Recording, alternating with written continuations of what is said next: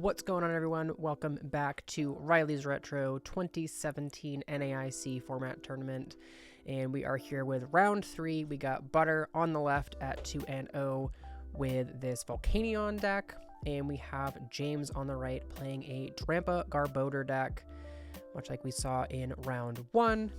And looks like we're going to see a Toro start from James, if I saw that correctly. A card that we haven't seen come up yet, and we might see a Mad Bull GX in the future. There it is. And Butter going to go ahead and read what this card does. It's kind of a revenge style attacker that does more damage if it has damage counters on it. Has a very powerful GX attack as well, but definitely not something that James wanted to put down. If it could be avoided, I think this is, this Volcanion deck is one that is very aggressive in the early game, very powerful at being able to take early knockouts with Volcanic Heat and a combination of that along with the Steam Up ability, but we will get to that later. First, we're on James's turn, and we see the Tapu Lele coming down to the bench with that Wonder Tag ability, going to search out a supporter from the deck, and it's going to be most likely this classic first turn Bridget. Getting 3 basic Pokemon or 1 Pokemon EX from the deck for James, and taking a moment to look through the prize cards. You see all the top players doing this. This is a little bit more of a casual tournament here, but there were prizes on the line for this tournament, and you definitely want to make sure to make sure you know what's in your deck, what you know is prized, before you make any decisions about getting cards from your deck with that Bridget. And we saw just triple Trubbish coming down. There is one of the Stomp Off, I believe is the attack Trubbish. I don't think that's super relevant. It does just mill a card from the top of your opponent's deck, and the other 2 are just the Acid Spray Trubbish. So neither of those are going to make too much of a difference. Hopefully for James, you're not attacking with the Trubbish, but going to get the full complement of Trubbish down, and then an attachment to the active to threaten something like a Horn Attack, Rage, or that Mad Bull GX if Butter decides to put too much damage on that Toro switch. We might see with this Power Heater from the active Volcanion, but first we're going to see a Brooklet Hill and an Ultra Ball from Butter. Going to grab the Staryu and then a Volcanion EX. And you might be wondering, wow, how can you get Volcanion EX with a Brooklet Hill? And Volcanion EX is actually one of the dual type Pokemon that was introduced around the Steam Siege XY era. There were a few, I can't remember all of them off the top of my head. There was a Galvantula that was actually somewhat played in Standard as well, but this was definitely the most prominent dual type Pokemon. So it is actually Fire and Water type, and it does actually weak to water, so it is technically weak to itself, which is quite hilarious in Volcanion EX mirrors. But gonna fire off an N there from Butter and see what they can get. Looking for some fire energy, but that hand has none. You saw them Ultra Ball away that fire energy in the discard pile there. And the Power Heater attack on that active Volcanion, the baby Volcanion, accelerates fire energy from your discard pile onto your benched Pokemon. But that doesn't really help you if you don't have a fire energy to attach to the active Volcanion. So definitely missing a step there from Butter. No energy attachment is unfortunate, and it was definitely correct to Ultra Ball the energy away. This deck usually plays like 14 or 15 energies, so it's not super unlikely to think that you're going to hit an energy off of that N to 6, but super unfortunate whiff there from Butter. And then just going to pass it over to James's turn, see what they can get here.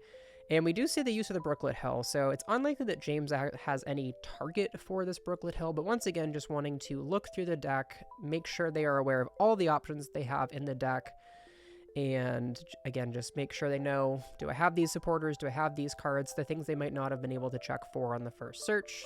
It's just great to, you can use your opponent's stadiums, and this was always a neat trick that people would do to use that Brooklet Hill and search their deck, just to make sure you know what you have access to in the game. So James going to use the Brooklet Hill, fail the Brooklet Hill, and going to go about the rest of their turn. So talking a little bit about this matchup overall, since the Volcanion EX deck is very reliant on using the Steam Up ability from that Volcanion EX to boost damage, this deck is very susceptible to Garbotoxin. So that's where you see these 3 Trubbish hitting the bench for James, and a Sycamore. Oh, James does actually play the Zygarde EX, which was kind of a tech for the Drampa Garb mirror, since it is able to swing, there's Butter reading it, swing into opposing Drampa GXs for weakness. It does have an attack that heals itself for 2 energy, and you can also just kind of stick that in the active against a lot of decks that can't really deal with it. Mostly for the Drampa Garb mirror, if I remember correctly, but not going to be relevant in this matchup. So there was the Sycamore. Looking for a Floatstone and a Garbotoxin would be great from James. At least an energy to attach to the active, or maybe just to put one on the Drampa to set up for a future Berserk play. There's the Floatstone coming down on the Tauros, and then an energy committed to the Drampa. So we might see a big wheel GX here. Looks like that's what James is going for. Got a couple of Floatstones down and flipping the GX counter over. Going to go for that big wheel GX, which allows you to shuffle your hand into your deck and draw 10 cards. And if you are using an attack like that, it typically reads your opponent plays N. So we'll see if Butter's able to get an N this turn. A VS Seeker will do the trick as well. Just want to make sure your opponent does not have access to 10 cards plus their top deck, so they actually end up with 11 going into their turn. And usually that's pretty scary. You don't want your opponent to have that many cards. So hopefully for Butter's sake, there is that VS Seeker or N in the hand. And we do see an energy finally coming down into the active, plus a Fighting Fury Belt to give it some extra HP and deal a little bit more damage. And there's the VS Seeker for the N, saying, nope, you can't keep those 11 cards off of that big wheel. And once again, Butter going to be looking for some more energy to discard with that Steam Up, threaten, some damage on this active Drampa, and get energy into play onto the benched Volcanions. That's going to be really important, since those Volcanions do require 3 energy each to use that Volcanic Heat attack. And one thing that's really relevant about this Fighting Fury Belt on the active Volcanion is that it bumps it up to 170 HP, and since that Choice Band, I always get confused between Choice Band and Choice Belt, make sure I get it right here. So Choice Band will only increase the amount of damage dealt to GX and EX Pokemon. So since that Volcanion is neither of those, it does not get boosted, meaning that Drampa is only going to be hitting for a maximum of 150 damage. So James will have to find a Field Blower. I'm not sure if they play maybe a Professor Kukui, but they will need an additional card and some damage on the bench, all kinds of things to get the knockout on this Volcanion. So despite Butter missing a turn of setup here, and only having 3 energy in play, this was a pretty big turn just to stabilize a little bit. And for James, there's really not a lot coming your way in pressure, against Butter, since it's still going to be a turn or two before James is able to even use that Berserk, especially with this Rainbow Energy coming down on the Tauros. So now it does activate the boost from Berserk, but you don't have enough energy on the active, so a little unfortunate. James is just kind of like a turn behind on attachments to that Drampa. Wow, we just see the Righteous Edge for 20. So this does set up that Volcanion for a future Berserk, since it now will deal 150, plus the 20 already on it will knock it out at 170. But James did importantly get a Garbotoxin down with that Floatstone. So, and Butter gonna play the Lele. James says, nope, Garbotoxin. That guy's sitting there on the bench now with no ability. Feels terrible. And wow, Butter just going to use Power Heater for 30 damage, since that Fighting Fury Belt does boost it by 10. And no energy to accelerate. So wow, really relying on that Wonder Tag from Lele, but not going to have access to it, unfortunately. And here's the Olympia. So this is a very rarely used supporter card in formats around this. It did crop up occasionally, since the switch effect was really good when there are decks in the format that have status conditions or things like that, or a really hefty retreat cost Pokemon. Typically Volcanion actually was a deck that favored playing this supporter card, but it allows you to switch your active out to one of your bench Pokemon and heal 30 damage from that Pokemon. So heal the 30 on that Drampa is pretty relevant, does push it potentially out of range of this baby Volcanion. Wow, an N top deck for Butter. You get to keep playing the game off of that terrible hand.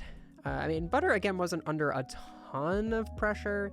We did just see the poke with Horn Attack from this Tauros, which does set up even more damage on the Volcanion. And most importantly, it kind of just takes that Drampa out of the firing range. So now it's not really, you know, in any danger of being knocked out since it is on the bench. And of course, Butter did just play that N.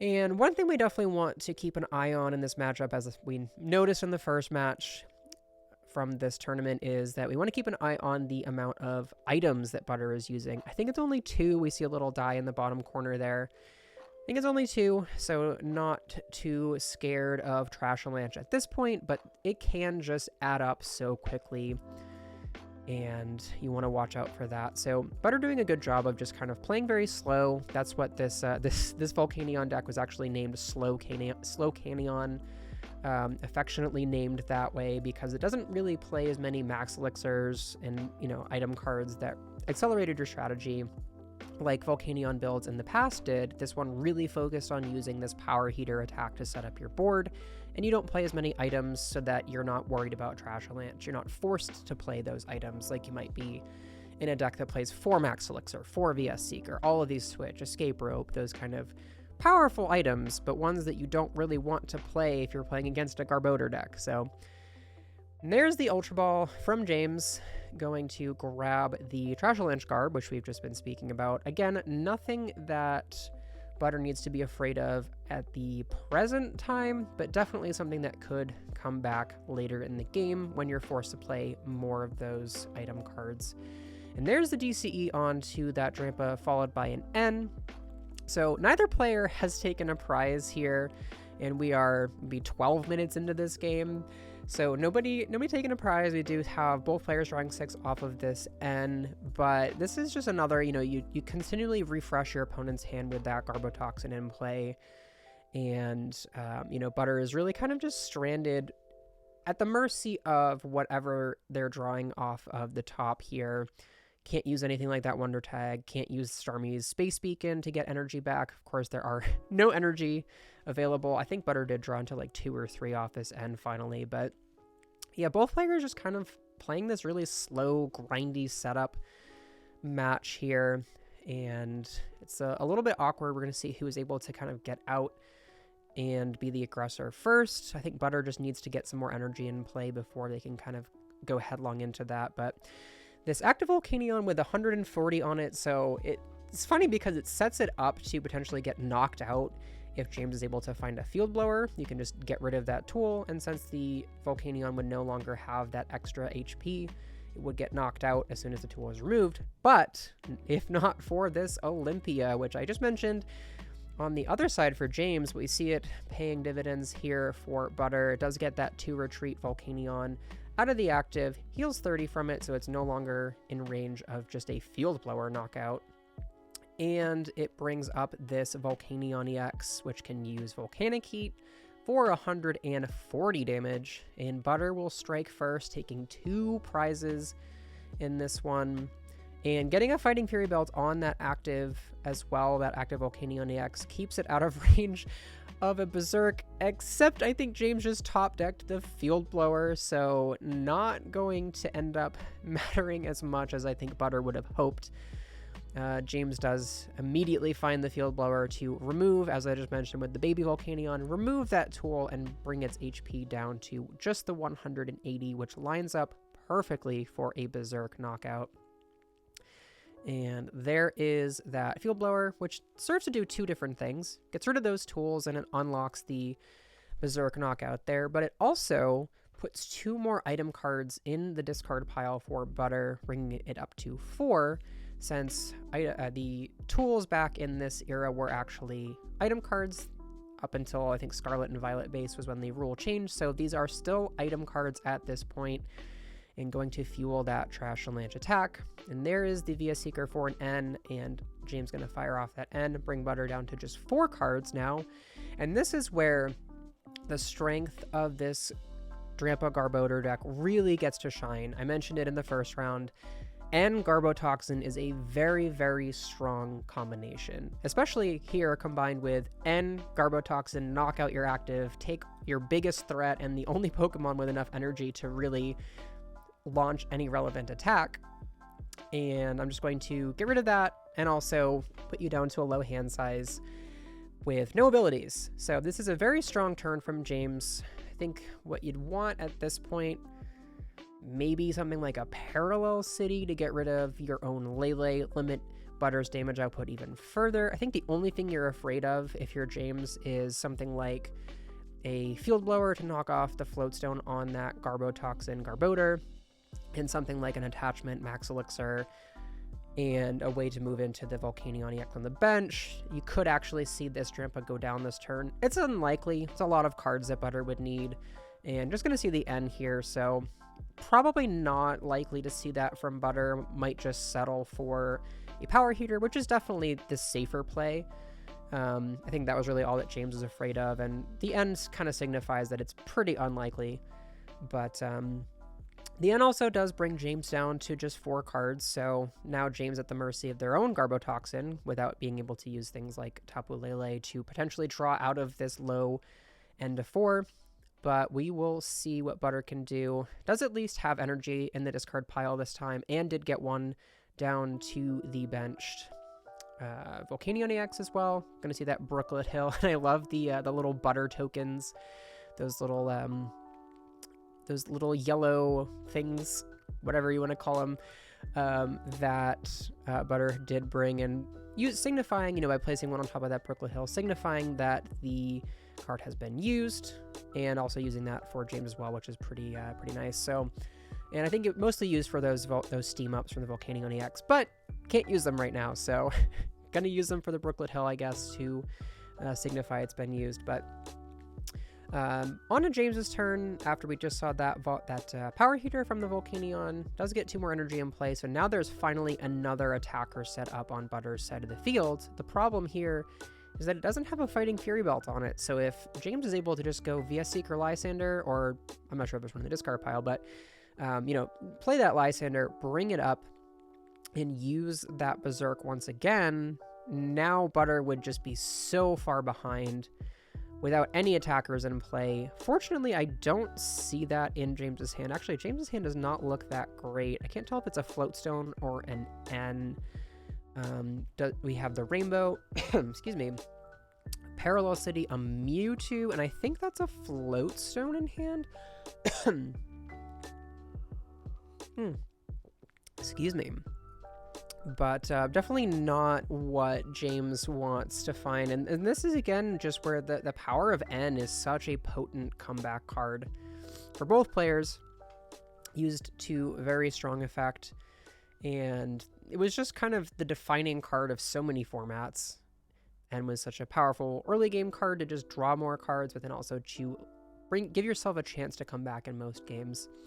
So there's the knockout with Trashalanche, only dealing 80 damage, but that Volcanion did have only 20 HP remaining. So this is kind of a nice exchange of 1 prizers. James going down to 3 prizes is a little bit awkward. And wow, a big Lysander here on this Drampa GX on the bench with the 90 damage already on it. So now Butter going to take this knockout with Volcanic Heat and go down to just 2 prize cards. And this is where the big drawback of using Volcanic Heat can be really scary, because now Butter cannot use Volcanic Heat in consecutive turns. They cannot announce that attack without somehow switching this Volcanion back onto the bench. So there is not an immediate win condition on board for Butter. Fortunately, there are 2 energy on the benched baby Volcanion, and it does have the Steam Artillery attack. Its second attack costs 3 fire energy, does 100 damage. So as long as Butter doesn't play more items, I think that's a pretty good fallback option. We could even see like a hard retreat into the baby Volcanion to just use Power Heater, depending on how this turn plays out. But James going to go ahead and VS Seeker for that N. Definitely want to disrupt Butter's hand, set them down to just 2 cards in hand, and see what you can do. A little awkward here. We see the Parallel City come down and then the N. I think James had 2 Pokemon in hand that they could have benched. I actually would have liked to see something like that Mewtwo come down and then use the Parallel City to bump that Tapu Lele off your bench, as we saw in the first match of this tournament. With Andre discarding a damaged Espeon GX, you can use that Parallel City very effectively both ways.